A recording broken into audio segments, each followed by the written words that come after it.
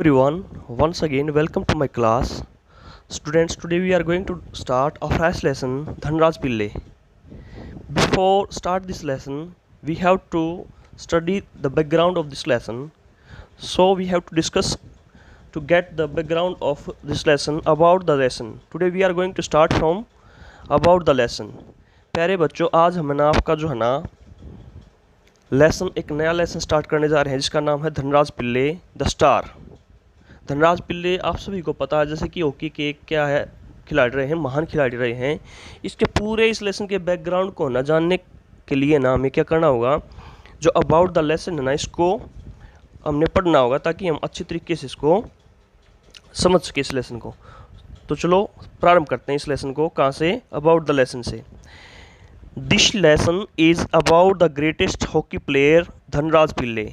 ये जो पार्ट है, ये लेसन है, ये एक है ना हॉकी के जो महानतम खिलाड़ी है ना धनराज पिल्ले, उनके बारे में है। In this lesson we will get to know about his experiences, his struggle, his dedication and how a son of a poor family become the greatest hockey player of India. इस लेसन के अंदर हम जानेंगे कि है ना किस प्रकार उनके जो है ना धनराज पिल्ले जी के एक्सपीरियंसेस, जो उनके अनुभव रहे, उनका जो स्ट्रगल रहा है, स्ट्रगल मीन्स होता है संघर्ष, डेडिकेशन, और जो उनका समर्पण रहा है किसको लेकर के, हॉकी को लेकर के, और किस प्रकार से गरीब परिवार से संबंध रखने वाला लड़का भारत के जो है ना हॉकी प्लेयर नहीं है, जो ग्रेटेस्ट हॉकी प्लेयर, यानी कि कैसे महानतम भारत का हॉकी खिलाड़ी बन जाता है। ये सब बातें इस लेसन के अंदर हम डिस्कस करेंगे। Let's start. Dhanraj Pillay is one of the greatest hockey player of India. जो धनराज पिल्ले जी हैं वो जो भारत के अंदर जो है ना हॉकी के महानतम खिलाड़ी हैं उनमें से एक हैं। जितने भी महान खिलाड़ी हुए हैं ना भारत के अंदर उनमें से एक कौन है? धनराज पिल्ले हैं। ही वॉज बोर्न ऑन 15 जुलाई 1968 इन खड़की। उनका जन्म में 15 जुलाई 1968 ईस्वी के अंदर खड़की नामक स्थान पर हुआ था। He was the youngest son of Nagalingam Pillay and Andalamma. वो जो है ना सबसे छोटा पुत्र था किसका? नागलिंगम पिल्ले का। और जो अंडालम्मा उनकी माँ का नाम था, उनका सबसे छोटा। यंगेस्ट क्या होता है? सबसे जो यंगर नहीं होता, छोटा लड़का होता है या लड़की होती है उसको यंगेस्ट बोलते हैं। छोटा था ये परिवार में। When he was born, his family was suffering from some financial crisis। Crisis होता है बेटा संकट। जब उनका जन्म हुआ ना तो उनका परिवार ना किससे गुजर रहा था? कुछ आर्थिक संकटों से गुजर रहा था। फाइनेंशियल क्या होता है बेटा? धन संबंधी। अगर हम फाइनेंशियल की बात करें ना तो यहाँ पर ये जो वर्ड दे रखे हैं फाइनेंशियल क्राइसिस क्या होते हैं, यानी कि धन की तंगी होना, यानी गरीबी से बहुत ज़्यादा पीड़ित होना। जो है ना जब उनका धनराज पिल्ले जी का जन्म हुआ तो उनका जो है ना परिवार है ना क्या आर्थिक तंगी से ना क्या हो रहा था? गुजर रहा था। वो पीड़ित था आर्थिक तंगी से, यानी कि पैसे नहीं थे, बहुत ज़्यादा तंगी में था उनका परिवार। So his father named him Dhanraj. इसी कारण से ना ताकि ना कुछ इम्प्रूवमेंट हो उसके, इसके कारण से उसके पिता ने ना उनका नाम क्या रख दिया? Dhanraj. Dhanraj use to call Dhanraj was thin but an athletic boy from his childhood. Dhanraj है ना क्या था? थिन था। थिन का मतलब क्या होता है बेटा? पतला था। धनराज है ना पतला था, परंतु है ना अपने बचपन से वो क्या था? एथलेटिक था। एथलेटिक का मतलब लगेगा यहाँ पर खेलने कूदने में निपुण या फिर मजबूत। हाँ, धनराज है ना क्या था? पतला था, परंतु है ना अपने बचपन से ही वो क्या था? मजबूत था। His friend use to call him Dhan. जो उसके जो है ना मित्र थे उसको क्या कह करके बुलाते थे? धन कह करके बुलाते थे। Athleticism was god gifted to him. जो है ना एथलेटिसिज्म नहीं थी, मजबूती लगा लो, या हम कह सकते हैं खेल के अंदर निपुणता। खेल के अंदर जो निपुणता थी उसको ना भगवान का दिया हुआ एक क्या था? उपहार था। आगे बढ़ते हैं बेटा हम। He was always considered as a mediocre student. उसको हमेशा ही है ना कंसिडर होता है बेटा समझना, और मीडियोकर होता है एक कॉमन सा स्टूडेंट नहीं होता, औसत होता है, जो न तो ज़्यादा होशियार होता है और न ही ज़्यादा डल होता है। तो उसको हमेशा से ही है ना एक औसत दर्जे का विद्यार्थी समझा जाता। आगे बढ़ते हैं हम।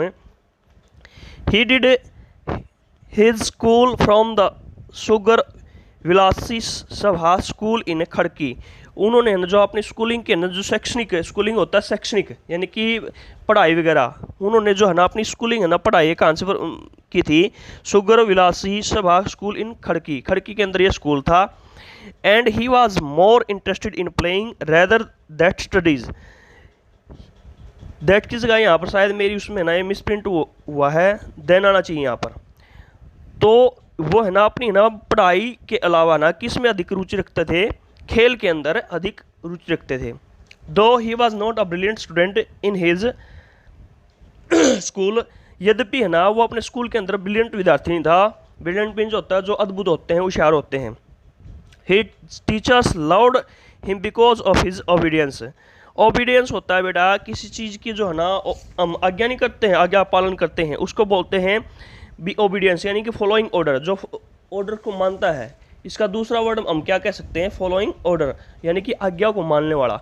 यद्यपि वो ना स्कूल के अंदर एक ब्रिलियंट विद्यार्थी था, फिर भी उसके टीचर्स है ना उसको बहुत ज़्यादा पसंद करते थे। क्योंकि क्यों पसंद करते, बिकॉज ऑफ मीन्स के कारण, बिकॉज ऑफ हिज ओबीडियंस, उसकी आज्ञाकारिता के कारण, एंड एक्सलेंस इन स्पोर्ट्स, और जो ना खेल के अंदर जो उसका ना एक्सलेंस था यानी कि निपुणता थी, उसके कारण उसको बहुत ज़्यादा पसंद करते थे।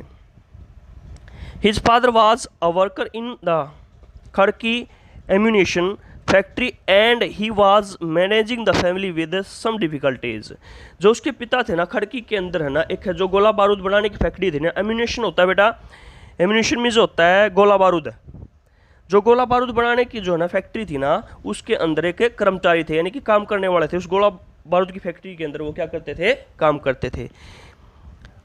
और क्या किया उन्होंने, he was managing the family with some difficulties, और वो है ना अपने है ना परिवार का पालन पोषण बड़ी मुश्किलों के साथ कर रहे थे। Dhanraj Pillay started to play hockey in his childhood on the Khadki's factories grounds, Dhanraj Pillay ने ना जो हॉकी का प्रारंभ है ना अपने बचपन में ना कहाँ से खेल कर किया था, जो खड़की फैक्ट्री के जो ग्राउंड्स नहीं थे, जो खड़की के अंदर फैक्ट्री लगी हुई थी उसके अंदर जो मैदान थे वहाँ से उन्होंने खेल ना प्रारंभ किया था, वहीं पर वो खेल कूद करके बड़ी हुए थे। कहाँ से, खड़की फैक्ट्री के जो ग्राउंड्स थे। He used to play hockey with a few broken sticks pasted up with gum and sutali, सुताली एक मलयालम वर्ड है जिसको ना बेसिकली क्या कह सकते हैं हम भी, चिपकाने वगैरह के लिए कोई चीज़ होता है वहाँ पर मटेरियल होता है, उसके लिए यूज़ किया गया है यहाँ पर। तो बेटा यहाँ पर देखो गरीबी का कितना आलम है, गरीबी कितनी भयंकर थी कि भी जो है ना वो हॉकी है ना यूज टू प्ले किसके साथ खेला करते थे, फ्यू ब्रोकन स्टिक्स, यानी कुछ टूटी हुई जो है ना लकड़ियाँ होती हैं, स्टिक्स होती थी ना उनके साथ, और उन टूटी हुई लकड़ियों को क्या करके खेलते थे वो, उनको चिपका करके गम और सुताली के साथ चिपका करके उनके साथ खेलते थे। यानी कि ना जो धनराज पिल्ले थे ना कुछ टूटी हुई लकड़ियों को ना चिपका करके गम के साथ और सुताली के साथ हॉकी खेला करते थे। यानी कि उनके पास इतने पैसे भी नहीं थे कि वो एक नई स्टिक यानी कि एक नई हॉकी लेकर के वो आ जाएं, टूटी हुई हॉकियों के साथ वो खेलते थे। The ground was actually a meeting place for the boys of Khadki aged about 10 years to play hockey, जो ये ग्राउंड था ना उनके लिए एक मीटिंग प्लेस था। मीटिंग प्लेस होता है जहाँ पर ना किसी भी बात को लेकर के मीटिंग होती है, गैदरिंग होती है, उसको मीटिंग प्लेस बोला जाता है। तो ये मीटिंग प्लेस किस लिए था, यहाँ पर उनकी मीटिंग किस लिए होती थी, हॉकी खेलने के लिए। जो ये खड़की के जो ग्राउंड थे ना 10 साल की जो उम्र से ऊपर वाले लड़के थे ना उनके लिए ना एक मीटिंग प्लेस था, किस चीज़ के लिए, हॉकी खेलने के लिए। और कितने साल की उम्र के होते थे, यानी कि 10 साल की उम्र से ऊपर के सभी लड़कों के लिए ये जो खड़की का ग्राउंड था एक मीटिंग प्लेस था हॉकी खेलने के लिए। He and his brothers were among the senior players, वह और जो उसके भाई थे ना वो सीनियर खिलाड़ियों के अंदर आते थे। And were considered as the life of Khadki, और कंसिडर मीन्स मैंने पहले ही बता दिया बेटा समझना, और उनको ना खड़की के ना जिंदगी समझा जाता था उसको और उसके भाइयों को। आगे हम बढ़ते बेटा, फाइनल जो लाइन है उनकी तरफ बढ़ते हैं। Dhanraj Pillay's wonderful skill in hockey was first recognised in the match in a match in Mumbai, जो धनराज पिल्ले की जो है ना स्किल थी ना, स्किल का मतलब होता है वर्च्यूज होते हैं बेटा, गुण होते हैं किसी के अंदर। धनराज पिल्ले का जो कौशल है ना हॉकी के अंदर पहली बार कब पहचाना गया, मुंबई के एक मैच के अंदर पहचाना गया। His Elder brother Ramesh who was also a hockey player was then playing for a club in Mumbai। जो उसके जो बड़े भाई रमेश थे ना, उनके बड़े भाई का क्या नाम था, रमेश था। वह उस समय है ना एक क्लब के लिए ना हॉकी खेला करते थे। वो भी जो उसके बड़े भाई थे ना, वो क्या थे, एक हॉकी प्लेयर थे। His Elder brother Ramesh was also a hockey player. जो उसके बड़े भाई रमेश थे वो भी एक हॉकी प्लेयर थे। वाज देन, तब वो क्या करा करते थे, was than playing for a club in Mumbai, यानी कि मुंबई के एक क्लब के लिए वो किया करते थे, उस समय हॉकी खेला करते थे। बेटा ये लेसन आज हम यहीं तक पढ़ेंगे, कहाँ तक, मुंबई तक, यहाँ तक पढ़ेंगे। और इससे आगे वाले लेसन के अंदर हम फाइंड आउट करेंगे भी कैसे वो एकदम से प्रसिद्ध खिलाड़ी बने भारत के, कैसे उन्होंने स्ट्रगल किया। आज इसका फर्स्ट पार्ट हम यहीं तक डिस्कस करेंगे। और इसके जो है ना वर्ड मीनिंग है ना, या जो भी क्वेश्चन निकलेंगे आज इसमें से जहाँ तक हमने पढ़ा, वो आपको PDF रूप में दे दिए जाएंगे। और लास्ट में मैं एक रिक्वेस्ट करता हूँ सभी स्टूडेंट्स जो भी इस वीडियो को देखें, please like, share and subscribe my channel, the icon you can see on your screen. Thank you and have a nice day.